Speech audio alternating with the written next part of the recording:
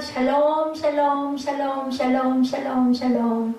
하나님 사랑합니다. 여러분, 주 안에서 사랑합니다. 오늘 데살로니가전서 2장 13절에서 18절까지 이 강의 6번입니다. 제목을 We also thank God 이렇게 잡아봤습니다. 끊임없이 하나님께 감사한다. 자, 우리 2장 13절이 무슨 말씀이에요? 우리 13절 본문 한번 읽어볼까요? 그러므로 우리가 하나님께 끊임없이 감사하는 이유는 저희가 우리에게 들은 바 하나님의 말씀을 받을 때 사람의 말로 받지 않고 하나님의 말씀으로 받음이니 진실로 그러하도다. 이 말씀이 또한 너희 믿는 자 가운데 역사하느니라. 우리가 말씀을 그냥 허투루 할 일이 아니에요. 그죠? 믿는 자 가운데 역사한다. 그래서 우리는 어떻게 받아야 된다? 베레아 사람들처럼 우리가 해야 된다. 사도행전 17장 11절에 베레아 사람들에 대한 증거가 나타나 있습니다. 베레아에 있는 사람들은 데살로니가에 있는 사람들보다 더 너그러워서 간절한 마음으로 말씀을 받고 이것이 그러한가 하여 날마다 성경을 상고함으로 이렇게 나타나 있어요. 사도행전 17장 11절에 사역자의 신실함을 판단하고 그의 말을 하나님의 말씀으로 우리가 받아야 된다. 사역자가 정말 신실한 하나님의 종이다라는 것을 우리가 잘 알아야 된다는 거죠. 그리고 정확하게 잘 그 사역자가 정말 신실한 종인가도 우리가 또 한 번은 바라볼 줄 알아야 된다.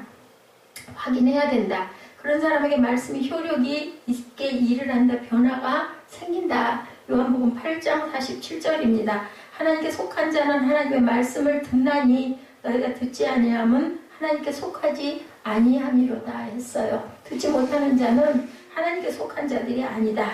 많은 교회와 신학교와 목사와 성도가 하나님의 말씀을 사람들의 말로 받아서 문제가 되고 역사하는 힘이 없다라는 겁니다. 그래서 말씀을 우리가 보존할 줄 알아야 되는데 시편 12편 6절에도 말씀합니다. 야훼의 말씀은 순결하며 흑도간 위에 7번 단련한 은 같도다. 제가 생각났어요. 시편 묵상을 그래서 이 장으로 12장으로 했습니다. 아까 그게 내가 뭔가 이유가 있었는데 하면서 계속 묵상하면서 생각이 안 나는데 여기 보니까 12장 6절이 이 말씀이 있어서 그 말씀으로 세웠습니다. 7절에 야훼여 그들을 지키사 이 세대로부터 영원까지 보존하시리다. 이렇게 증거합니다. 진실로 너에게 말하노니 이 세대가 지나가기 전에 이 일이 다 일어나리라. 이렇게 말씀을 하고 있어요. 마태복음 24장 35절에도 천지는 없어질지언정 내 말은 당연히 없어지지 아니하리라. 주님께서 이렇게 말씀하시죠. 자, 믿음의 구원을 너희는 받아야 된다. 에베소서 2장 8, 9절이죠. 너희는 그 은혜에 의하여 믿음으로 말미암아 구원을 받았으니 이것은 너에게서 난 것이 아니요 하나님의 선물이라. 행위에서 난 것이 아니니 이는 누구든지 자랑하지 못하게 하려 함이라. 마이크가 아무래도 시원치가 않네요. 영원한 구원에 대해서 히브리서 7장 25절에도 증거합니다. 그러므로 자기를 힘입어 하나님께 나아가는 자들을 온전히 구원하실 수 있으니 이는 그가 항상 살아계셔서 그들을 위하여 간구하심이라. 휴거와 부활에 대해서도 말씀합니다. 데살로니가전서 4장 16절에서 18절에 주께서 호령과 천사장의 소리와 하나님의 나팔 소리로 친히 하늘로부터 강림하시리니 그리스도 안에서 죽은 자들이 먼저 일어나고 이렇게 얘기하죠. 그 후에 우리 살아남은 자들도 그들과 함께 구름 속으로 끌어올려 공중에서 주를 영접하게 하시리니 그리하여 우리가 항상 주와 함께 있으리라. 그러므로 이러한 말로 서로 위로하라고 16절에서 18절까지도 이렇게 말씀합니다.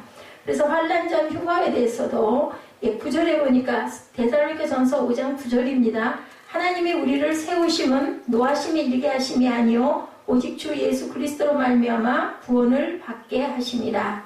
예수께서 우리를 위하여 죽사 우리로 하여금 깨어있든지 자든지 자기와 함께 살게 하려 하셨느니라. 그리고 천년 왕국에 대해서도 계시록 20장 1절에서 10절에 증거합니다. 또 내가 보매 천사가 무저갱의 열쇠와 큰 쇠사슬을 그의 손에 가지고 하늘로부터 내려와서 용을 잡으니 곧 옛 뱀이요 마귀요 사탄이라. 잡아서 1000년 동안 결박하여 무저갱에 던져 넣어 잠그고 그 위에 임봉하여 1000년이 차도록 다시는 만국을 미혹하지 못하게 하였는데 그 후에는 잠깐 노일이라. 또 내가 보자들을 보니 거기에 앉은 자들이 있어 심판하는 권세를 받았더라. 또 내가 보니 예수를 증언함과 하나님의 말씀 때문에 목배임을 당한 자의 영혼들과 짐승과 그의 우상에 경배하지 아니하고 그들의 이마와 손에 그의 표를 받지 아니한 자들이 살아서 그리스도와 더불어 1000년 동안 왕노릇하니 그 나머지 죽은 자들은 그 1000년이 차기까지 살지 못하더라. 이는 첫째 부활이다.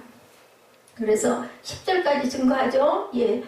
계시록 20장 1절에서 10절입니다. 6절 말씀입니다. 이 첫째 부활에 참여하는 자들은 복이 있고 거룩하도다. 둘째 사망이 그들을 다스리는 권세가 없고 도리어 그들이 하나님과 그리스도의 제사장이 되어 1000년 동안 그리스도와 더불어 왕노릇하리라. 사탄의 패망입니다. 7절에 1000년이 참에 사탄이 그 옥에서 놓여 나와서 땅의 사방 백성 곧 곡과 마곡을 미혹하고 모아 싸움을 붙이리니 그 수가 바다의 모래 같으리라. 그들이 지면에 널리 퍼져 성도들의 짐과 사랑하시는 성을 두르매 하늘에서 불이 내려와 그들을 태워버리고 또 그들을 미혹하는 마귀가 불과 유황못에 던져지니 거기는 짐승과 거짓 선지자도 있어 셋의 영원토록 밤낮 괴로움을 받으리라. 이것이 사탄의 패망의 결과이다라고 증거합니다. 그리고 유대인이 보존되어야 된다 핍박받는 교회에 대해서 본문 2장 14절에서 16절에 우리 말씀이 증거하죠. 형제들아 너희가 그리스도 예수 안에서 유대에 있는 하나님의 교회들을 본받은 자 되었으니 이들이 유대인들에게 고난을 받은 것 같이 너희도 너희 동족에서 동일한 고난을 받았느니라. 이렇게 말씀하죠. 말씀이 효력 있게 일하시는 증거 중 하나가 복음으로 인한 고난에 참여하게 된다. 디모데후서 3장 12절입니다. 무릇 그리스도 예수 안에서 경건하게 살고자 하는 자는 박해를 받으리라. 유대에 있는 하나님의 교회들을 따르는 자들이 된다. 그리스도를 따르는 자들.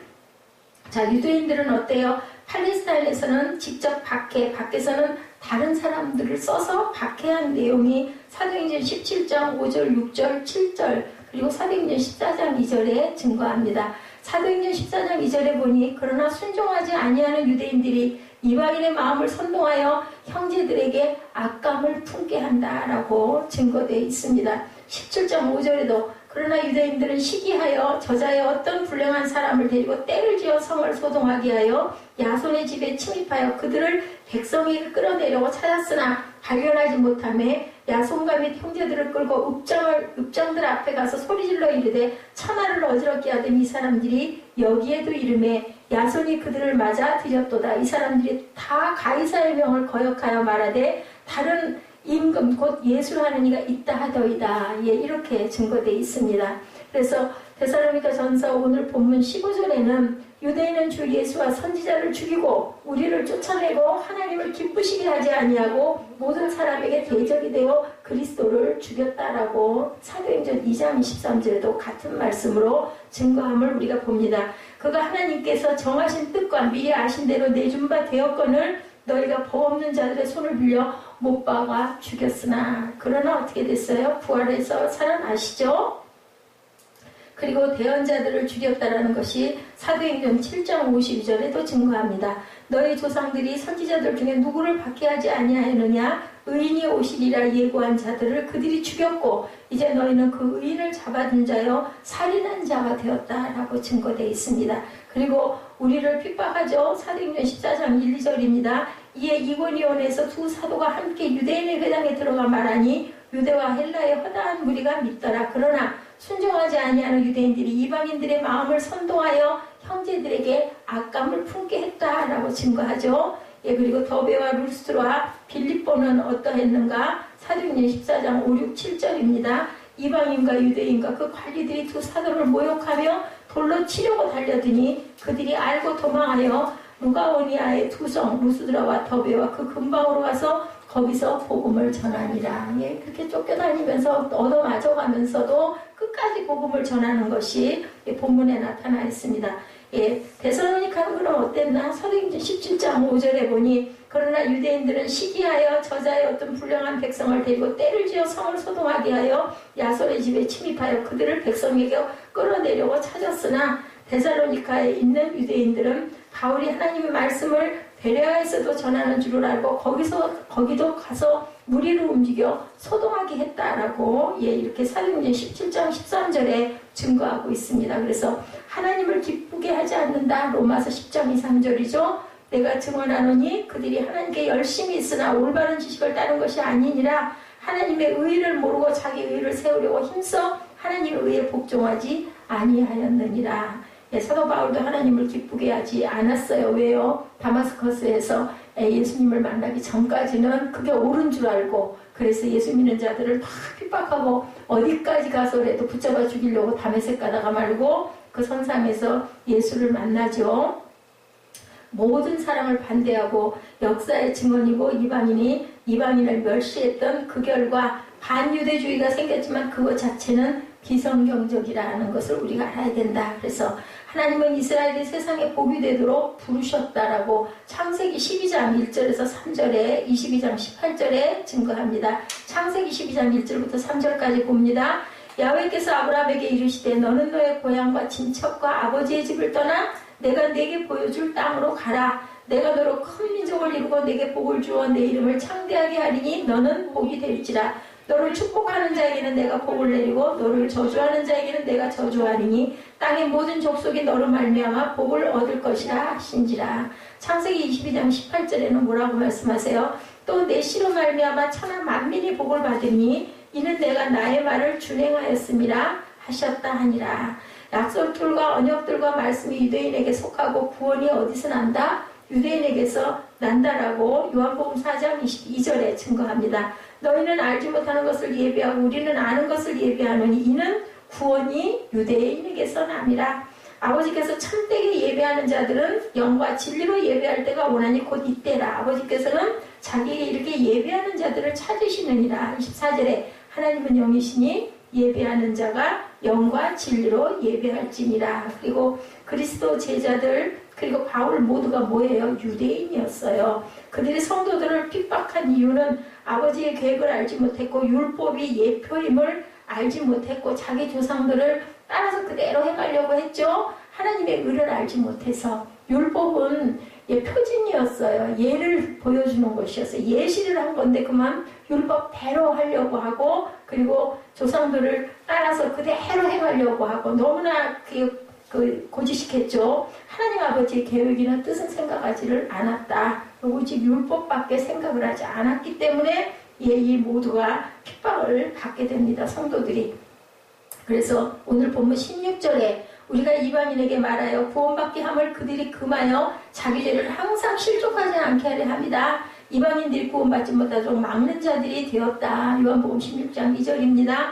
사람들이 너희를 출교할 뿐 아니라 때가 이르면 물은 너희를 죽이는 자가 생각하기를 이것이 하나님을 섬기는 일이라 하리라. 모르고 그죠? 이렇게 하는 게 그들을 못살게 굴고 출교시키는 게 하나님을 섬기는 일이라고 그들은 생각했다는 거죠. 그렇게 함에 노하심이 끝까지 그들에게 임하였느니라. 진노가 그들에게 임한다. AD 70년에 예루살렘 함락 그리고 성전 파괴, 디아스포라가 생기는 모든 것들이 그 결과였다라는 거죠. 바울이 위로합니다. 유대 교회들이 여전히 정화되어 남아있다. 핍박하는 자들은 스스로 진노를 쌓고 있다. 결국은 너희는 핍박함으로 인하여 멸망할 것이라는 거죠. 교회는 늘 핍박을 받기에 지역교회의 필요했다라는 거예요. 어느 지역이든 교회가. 그래서 우리 그 구교가 어느 곳을 가더나 예배가 똑같아요. 말씀도 똑같고 지역마다 그렇게 세우는 그런 부분에 우리가 표징을 봅니다. 서로 돕고 그렇기 때문에 위로하고 격려해야 된다. 바울이 위로합니다.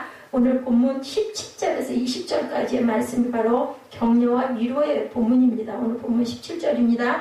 형제들아 우리가 잠시 너희를 떠난 것은 얼굴이요 마음은 아니니 너희 얼굴 보기를 열정으로 너희 있었노라. 나는 너를 못 보고 있지만 마음은 정말 그대로라는 거죠. 교회를 세운 사람으로 육신적으로는 떠났으나 영적으로는 당연히 그곳에 머물러 있겠죠.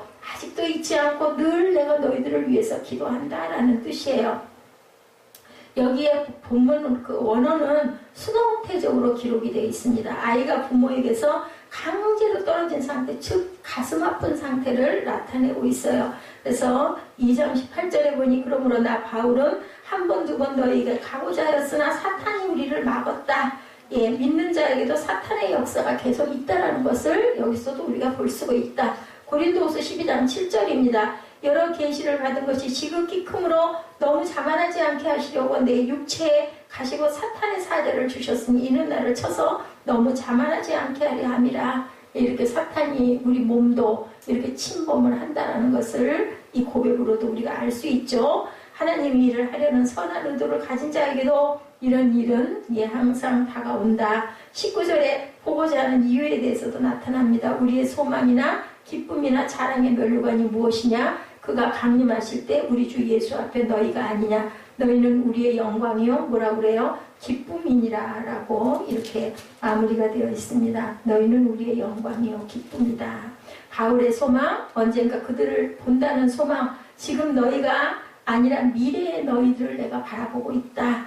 고난을 당할 때 과거를 보는 것은 도움이 되지 않는다. 현재와 미래여야 한다라는 거죠. 바울과 성도들이 모두 과거와 현재의 고난을 당하나 미래의 영광과 소망을 바라본다. 디모데후서 4장 7, 8절입니다. 뭐라고 그랬어요? 나는 선한 싸움을 싸우고 나의 달려갈 길을 마치고 믿음을 지켰으니. 그렇죠? 이제 후로는 나를 위하여 의의 면류관이 예비되어 있으므로 주 곧 의로우신 재판장이 그날에 내게 주실 것이며 내게만 아니라 주의 나타나심을 사모하는 모든 자들에게도 그 의의 면류관을 주실 것이다.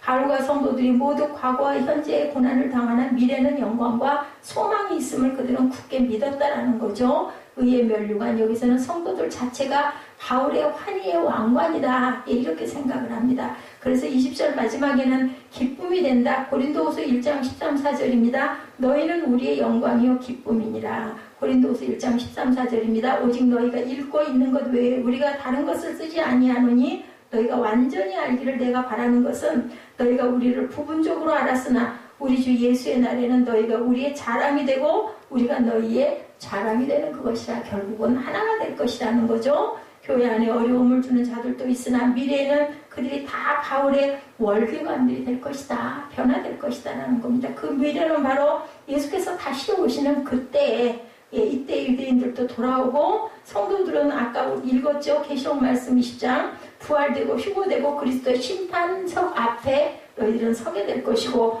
어려움을 겪고 있는 성도들에게 바울의 이글은 큰 위로가 되었을 것이고 성도들의 심정, 목사의 심정이 고스란히 나타나 있는 그러한 본문입니다.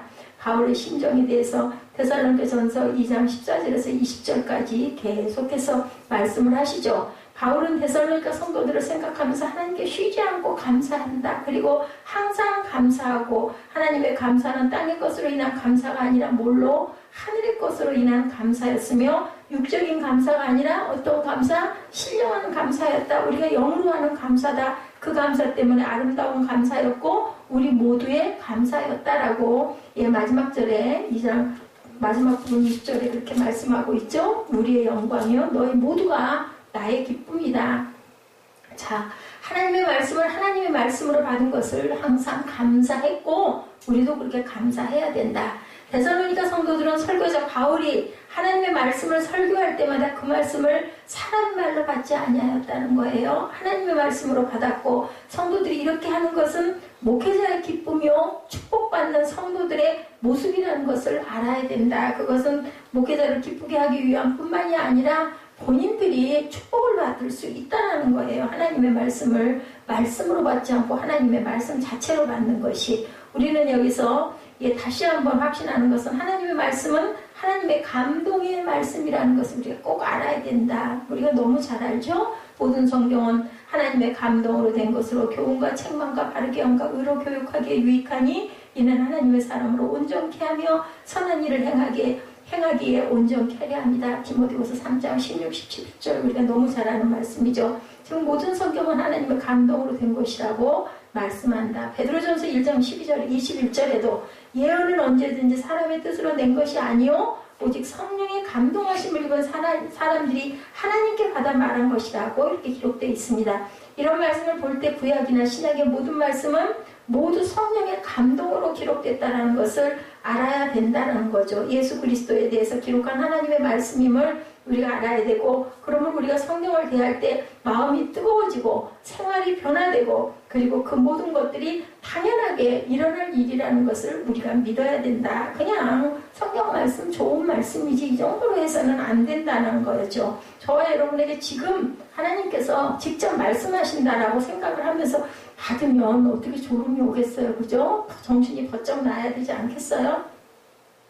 그래서 우리가 데살로니가 교회 성도들은 그렇기 때문에 바울이 전한 복음을 하나님의 말씀으로 이렇게 받았다.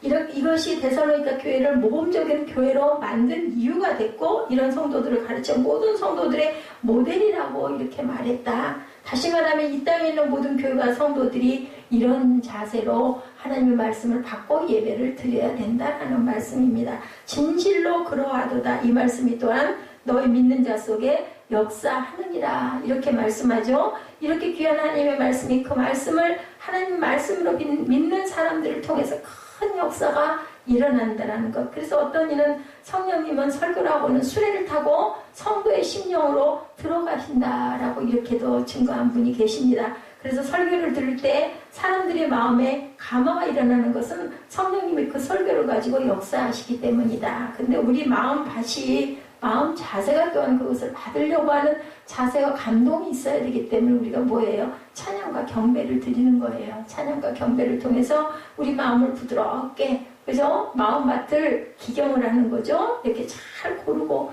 다독여가지고 풍성하게 부드럽게 만들어 놓고 말씀의 씨가 그 속에 쏙쏙 박히도록 준비를 하고, 그리고 하나님 말씀을 받는 거죠. 이 설교가 있는 곳에서 많은 감화가 일어나고 구원의 역사가 일어나는 것도 말씀을 가지고 성령님이 역사하시기 때문이다 라고 우리가 받아야 된다.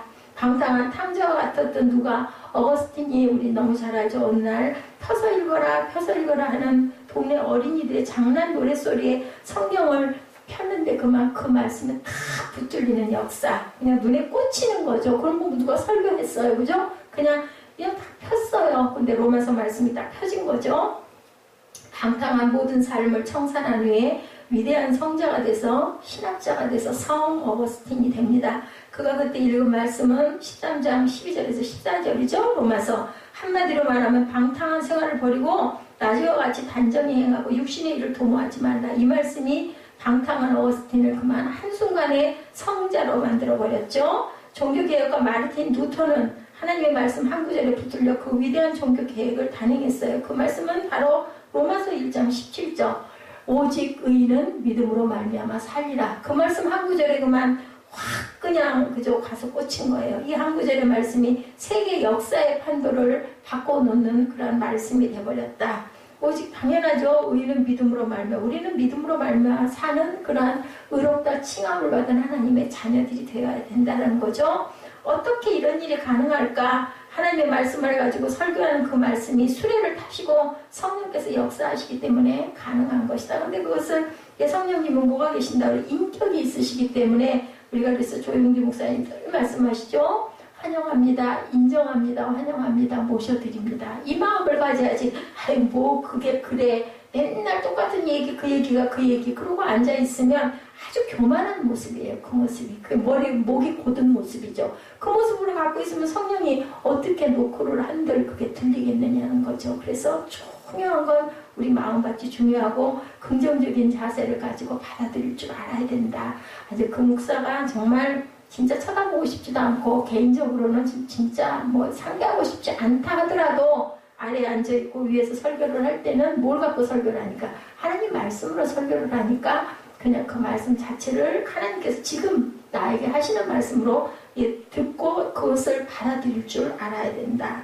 예수 잉태 소식을 누가 가브리엘 천사로부터 듣는 마리아가 나는 사내를 알지 못하는데 어찌 이런 일이 있을 수 있겠나이까? 라고 그렇게 할 때 천사가 말하죠. 지극히 높으신 이의 능력이 너를 덮으시리니 이러므로 나실 바 거룩한 자는 하나님의 아들이라 일컬으리라. 예, 이렇게 얘기합니다. 그리고 하는 말이 되죠. 하나님의 모든 말씀은 능치 못함이 없느니라. 누가복음 1장 37절이에요. 우리가 꼭 확신해야 할 말씀. 그래서 주님이 늘 말씀하시기를 뭐라고 그러세요? 들을 귀 있는 자는 들어라. 마가복음 4장 23절이기도 하고 그저 신명기 5장 말씀이기도 하죠. 쉐마 이스라엘아 들으라 말씀합니다. 하나님이 하시는 일은 너무나 귀해서 성령께서 은혜를 주셔야 깨달을 수가 있다. 그럼 누가 얘기해서 예수님께서도 베드로에게 그러죠.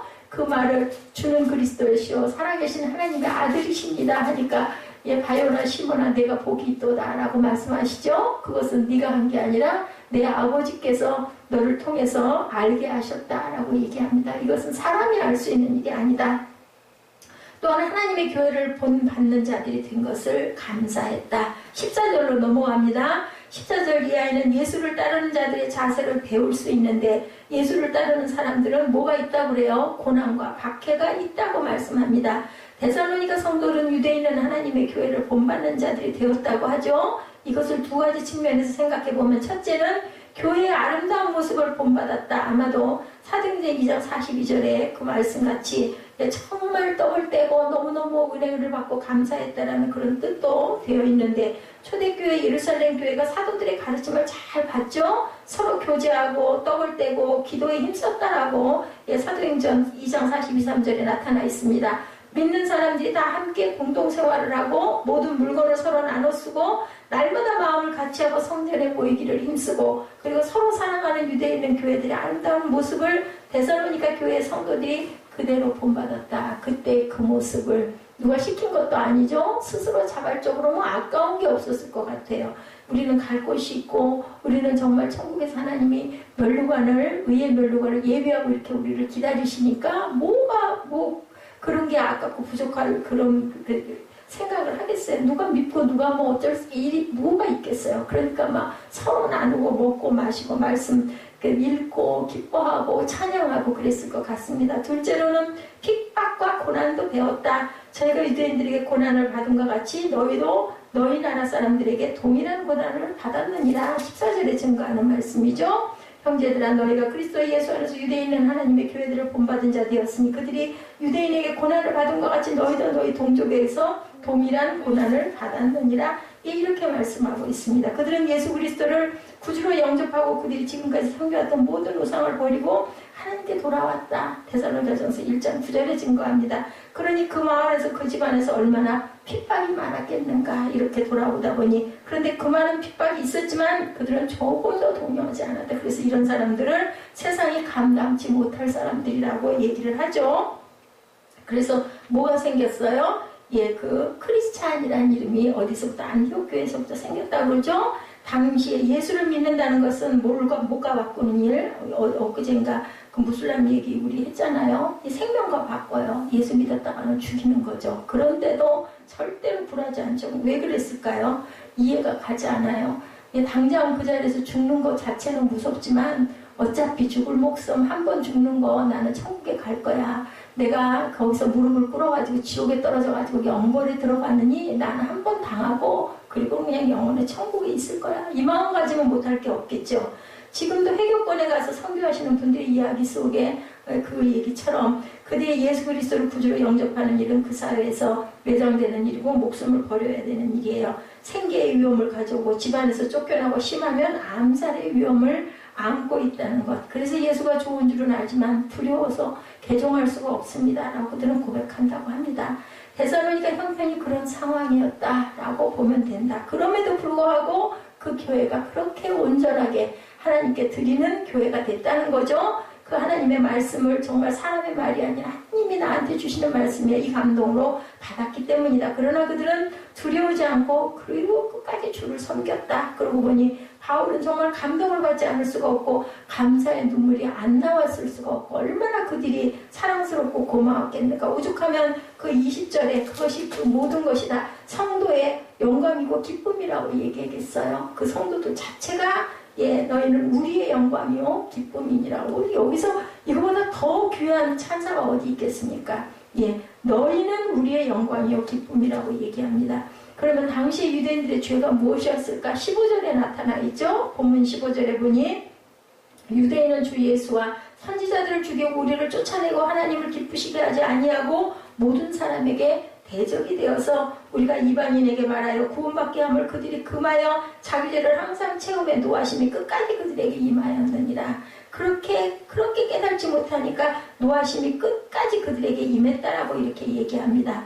빌라도가 얘기하죠. 이 예수를 어떻게 하랴 그러죠. 그러니 십자가에 못 박으라고 누가 유대인들이 아우성을 치죠. 그때 빌라도가 말하기를 이 사람의 피에 대해 나는 무죄하니 너희가 당하라 라고 할 때 그들은 이구동성으로 그 피를 우리와 우리 자손에게 돌릴지라 라고 하면서 예수를 죽이라고 얘기합니다. 마태복음 27장 24절에서 26절입니다. 그들은 예수를 죽이면서도 그것이 무서운 죄인 줄 알지 못하였더라 라고 해요. 그렇게 될 줄 몰랐겠죠. 지금 우리는 알지만 그들은 그때는 그 결과를 몰랐기 때문에 그렇게 했던 거죠. 사울이 다메섹으로 가는 길에서 주님을 만나죠. 강렬한 빛 가운데 계신 주님을 만납니다. 음성으로 또한 주님을 만나죠. 사울아 사울아 어찌하여 나를 핍박하느냐. 주여 뉘시니까 내가 핍박하는 예수니라. 바울은 예수를 괴롭힌 일은 없었어요. 근데 예수님은 그렇게 말씀합니다. 왜? 예수 믿는 그들을 핍박한 게 바로 나를 핍박한 거라는 그런 뜻이었던 거죠. 자, 하나님의 이름으로 선지자들을 괴롭히고 주의 종들을 괴롭게 하고 자기의 백성들을 괴롭게 하는 것은 곧 주님을 괴롭게 하는 것임을 주님은 여기서 말씀하고 계십니다. 너희를 영접하는 자는 나를 영접할 것이요 나를 영접하는 자는 나 보내시는 이를 영접하는 것이다. 마태복음 10장 40절에도 증거합니다. 사실 사울이 이것을 몰랐다는 거죠. 그래서 무서운 죄를 범하고 결국은 이것은 하나님의 일을 회방하는 것이라는 것을 그때 깨닫게 되죠. 우리 주변에도 불신자들보다 하나님을 안다는 사람들이 오히려 더 교회를 힘들게 하고 괴롭게 하고 핍박하고 판단하고 정죄하는 일이 너무 많다는 걸 우리가 알아야 된다. 이런 사람들은 불신자보다 하나님께 더 심판을 받는다고 성경에서는 말씀합니다. 마태복음 11장 22절, 요한복음 9장 41절, 로마서 2장 9절에도 증거하죠. 16절에 본문 16절에 더욱 구체적으로 그들의 죄를 말하죠. 우리가 이방인에게 말하여 구원 얻게 함을 저희가 금하였기 때문이다. 예, 이렇게 증거를 하고 있어요. 그래서 노하심이 어떻게 된다고 끝까지 그들에게 임할 것이라고 어쩔 수가 없이 그래도 그것을 깨닫지 못하고 회개하지 못하기 때문에 이제는 방법이 없다라는 거죠. 다시 말하면 복음 전하는 일을 방해하는 것, 구원 얻은 사람을 구원받지 못하게 회방하는 것이 연자맷돌을 목에 매달려 바닷속에 던져짐과 같다라고 이렇게 얘기를 하고 있다는 거죠. 자, 전도자들을 절대로 회방하면 안 된다. 정말 그게 무서운 죄예요. 우리 사무엘 신동호상가 그 아파트에 갔다가 그 수희 아저씨한테 그렇게 억울함을 당하죠. 당한 아이는 괜찮아요. 근데 그렇게 저지른 사람은 정말 무서운 죄를 짓는 것을 그 사람들은 모르는 거죠. 자기들 직업이 그것이니까 경비니까 막아야 된다인 거지만 그렇게까지 해서는 안 된다라는 거죠. 길에서 전도하는 사람들, 많은 그리스도인들도 비난하는 것을 봅니다. 저런 방식으로 해야 되나? 그래가지고 누가 예수 믿겠나? 그런 얘기 많이 하죠.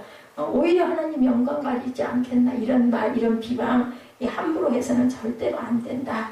한마디라도 우리가 격려해 줄 줄 알고 우리가 항상 같은 마음을 가질 줄 알아야 되는 거죠. 이렇게 복음에 역행하고 교회를 핍박하고 선지자와 사도들을 핍박하는 것은 자기 죄를 항상 채우는 것이라고 기록되어 있습니다. 죄를 항상 채운다는 말은 어쩌다 실수로 죄를 범하는 행위가 아니고 의도적이고 계획적이고 상습적으로 하나님을 대적하는 것, 성령 회방죄는 무서운 죄입니다. 이처럼 습관적으로 하나님의 일을 회방하게 되면 결국은 큰 심판을 받고야 만다는 것을 알아야 된다. 우리 하나님의 마음은 이런 사람들을 심판하시기보다는 회개하고 돌아오기를 원하신다라는 것. 그럼에도 불구하고 기다리시죠. 디모데전서 2장 4절에 하나님은 모든 사람이 구원을 받으며 진리를 아는 데 이르기를 원하시느니라. 이렇게 말씀하고 베드로후서 3장 9절에도 주의 약속이 어떤 이에 더디다고 생각하는 것까지 더딘 것이 아니라 오직 너희를 대하여 오래 참으사 아무도 멸망치 않고 다 회개하기에 이르기를 원하신다라고 증거합니다. 그러므로 죄의 길에 있는 사람들은 노하기를 더디하시는 하나님의 성품을 악용하지 말고 회개하기를 원하시는 하나님의 사랑을 깨달아서 하루빨리 죄의 길에서 벗어나야 된다. 잠언 28장 14절에도 자기의 죄를 숨기는 자는 형통하지 못하나 죄를 자복하고 버리는 자는 불쌍히 여김을 받으리라고 하셨으니 우리 하나님께 불쌍히 여김을 받고 사람에게 불쌍히 여김을 받는 사람이 되어야 되겠다. 그리고 15절에 유대인들은 하나님을 기쁘시게 하지 않는 자들이다 이렇게 얘기합니다. 예수를 따르는 자들이라면 가장 첫째가 주를 기쁘시게 하는 사람이어야 한다. 이 말을 다른 말로 하면 하나님의 영광을 위하여 사는 사람들이다. 모든 삶 속에서 어떻게 하면 하나님을 기쁘시게, 하나님을 그렇게 기쁘게 할까? 이게 신실한 성도들의 관심이 돼야 되고, 무슨 일을 하기 전에 그 일이 내게 어떤 유익을 주는가 보다는 이로 인해서 하나님과 교회 그리고 우리의 이웃에게 어떤 이득을 줄 수 있는가를 생각할 줄 아는 저와 여러분들이 되어야 된다. 자, 부당한 방법으로 노동자들을 착취한 기업의 기업주가 TV에 보도가 되었는데 그 사장이 교회의 중직자였다라고 합니다. 예, 공장 내에 예배실을 마련하여 놓고 공장의 복음성과 찬송가를 늘 틀어주던 그러한 분이었다고 그래요. 그러면서도 직원들의 노임을 착취하고 노동법을 지키지 않았다. 그러면 그동안에 그 공장에서 예배를 드리고 신앙을 강조한 이유는 무엇이었을까? 아무리 직업 조건이 나빠도 믿음으로 견디려고 하는 고약한 의도가 있었던 것, 그것은 뭐예요? 착취하기 위함이었죠. 교회를 박해하는 사람이고 전도를 막는 사람이라는 것을 그는 모르는 거죠. 성도들은 하나님을 기쁘시게 하는 신실한 성도들이 되어야 된다. 우리가 끝으로 바울의 심정을 살펴보면서 이 말씀을 마칩니다. 오늘 본문 17절에서 20절이죠. 이 본문의 모습은 정말 아름다운데, 형제들아 우리가 잠시 너희를 떠난 것은 얼굴이고 마음이 아니니 너희 얼굴 보기를 열정으로 더욱 힘썼노라 하는 부분입니다. 바울은 헤어진 데살로니가 성도들의 얼굴 보는 게 그렇게 갈망하고 그렇게 보고 싶어하고 그렇게 그리워했어요. 지금처럼 교통이 좋았으면 몇 번이라도, 그죠? 하루에 몇 번이라도 왔다 갔다 할 수가 있었을 텐데 그때 그 상황이 그렇게 어려웠죠. 저들과 헤어진 것이 너무 아쉽고 섭섭해서 잠깐 몸이 떨어져 있을 뿐 마음은 아니라고 이렇게 열심히 증거하는 거죠. 편지를 통해서 사람이 마음이 통하면 얼굴이라도 보고 싶죠. 누구를 보고 싶다는 것은 그 마음속에 서로 아끼고 사랑하고 있다는 증거예요. 그래서 그렇게 보고 싶은 겁니다. 그래서 그들에게 가기를 내가 여러 번 애썼다라고 하죠. 사랑하는 그들을 찾아가서 아직도 신앙이 어린 그들을 붙잡아 짚고 핍박 중에 있다고 하니 얼마나 힘들겠어 하고 위로해 주고 싶기도 하고 그들의 신앙의 성장을 도와주고 싶어서 가기를 원했지만 뭐가 막아요? 사단이 자꾸 막았다. 사단이 어떻게 막았는지 분명치 않지만 벵겔이라는 학자는 핍박 때문이라고 했고 바울이 몸이 약해서 가지 못하지 않았는가라고도 그렇게 짐작들을 합니다. 여기서 분명한 것은 복음이 활발하게 전해지고 교회가 아름답게 성장되려고 하면 반드시 사단의 방해 공작이 있다는 것을 우리가 알 수 있다는 것. 그렇게 바울처럼 신실하고 그렇게 열정이 많은 그런 바울임에도 불구하고 사단은 끊임없이 이렇게 공작을 하고 있었다. 베드로전서 5장 8, 9절이죠. 바울의 기쁨과 소망과 자랑이 무엇인지 19절에도 설명하고 있습니다. 신실한 너희가 아니냐. 우리의 소망이나 기쁨이나 자랑의 면류관이 무엇이냐. 그의 강림하실 때 우리 주 예수 앞에 너희가 아니냐. 너희는 우리의 영광이요 기쁨이다. 자, 이게 바울뿐이 아니죠. 모든 주의 종들의 기쁨은 그 성도들이 말씀을 받아가지고 기뻐하고 잘 자랄 때 정말 너무너무 이쁘지요. 예배드릴 때 기뻐하면서 예배드리는 모습을 보면 정말 아까울 게 없습니다. 무슨 내가 어떤 경우를 당해도 너무너무 귀한 거죠. 새벽교회를 목회하는 나의 기쁨과 소망이, 그죠? 그 자랑이 바로 여러분들이라는 거. 한 사람이든 두 사람이든 상관이 없어요. 어린아이 한 명이면 어떻겠습니까? 그를 잘 신실하게 기르는 것. 양이 문제가 아니죠. 하나님께서는. 이렇게 되기 위해서 열심히 우리는 뭐 해야 돼요? 하나님의 말씀을, 그 성경의 말씀을 하나님이 내게 주시는 말씀으로 항상 받으시고 그 말씀대로 그 생활 가운데 살아가시기를 주님의 이름으로 축복합니다. 기도하시겠습니다.